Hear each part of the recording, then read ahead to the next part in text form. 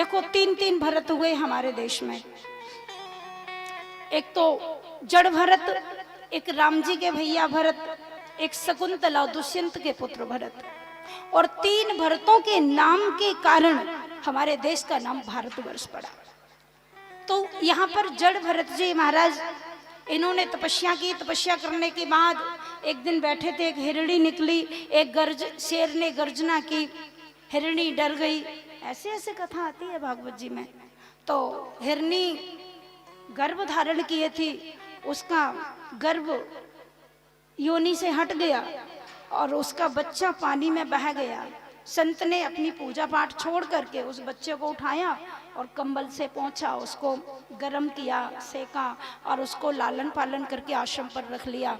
उस हिरणी के बच्चे से उनका प्रेम हो गया। इतना प्रेम हुआ, इतना प्रेम हुआ कि अंतिम समय में हिरणी के विरह में ही प्राण दे दिए। तो दूसरे जन्म में वो हिरणा बन गई। मृग के विरह में प्राण दे दिए। देखो अंत में जिसकी याद होती है, दूसरे जन्म में शरीर वही लेना पड़ता है। इसीलिए तुलसीदास जी कहते हैं, एक मृगा के कारण भरत धरी मृग देह। एक मृग में आसक्ति होने के कारण भरत जी को दूसरे जन्म में मृग बनना पड़ा। तुलसी उनकी कौन गति, जो घर घर करत स्नेह। तुलसीदास जी कहते हैं, जिनका प्रेम सब जगह बटा हुआ है, उनका क्या हाल होगा, मुझे तो यही चिंता है। इसलिए भज गोविंदम भगवान का स्मरण करो। तो यहाँ पर भरत जी मृग बने और मृग बन करके उनको ज्ञान उनका नष्ट नहीं हुआ। भरत जी का हिरण्य के शरीर में उन्होंने तपस्या की और तपस्या करने के बाद शरीर छूट गया। दूसरे जन्म में जड़ भरत बने। एक रहुगढ़ नाम का राजा, इसको भरत जी ने बड़ा सुंदर ज्ञान दिया।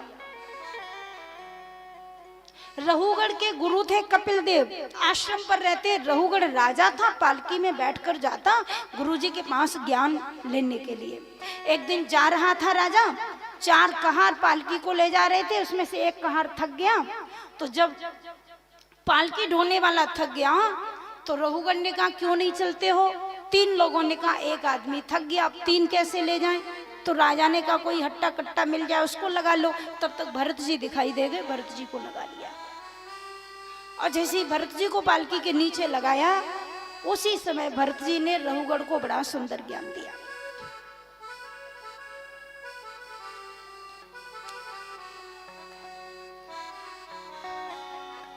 कितना सुंदर ज्ञान दिया।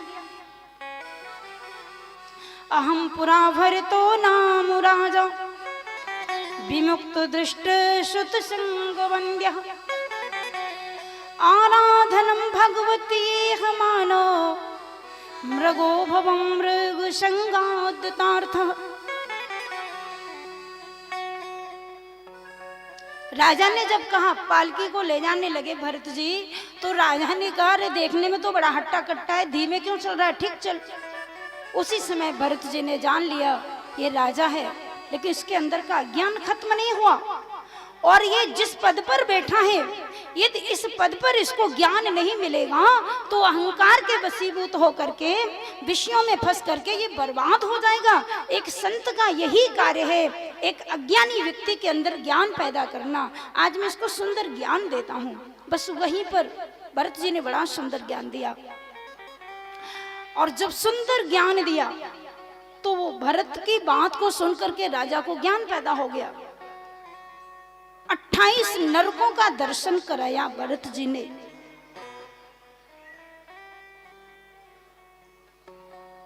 कोई इंसान जब अच्छा काम करता है तो उसे स्वर्ग मिलता है, बुरा काम करता है तो नरक मिलता है। लेकिन जो भजन करता है ना उसे स्वर्ग मिलता है ना उसे नरक मिलता है। जो भजन करता है उसे तो भगवान मिलता है, ठाकुर जी मिलते हैं उसको। तो इसलिए भजन करो। क्यों चिंता में पड़े हो, स्वर्ग की नरक की चिंता छोड़ो ठाकुर जी के ऊपर, तुम तो भज गोविंदम भगवान का भजन करो।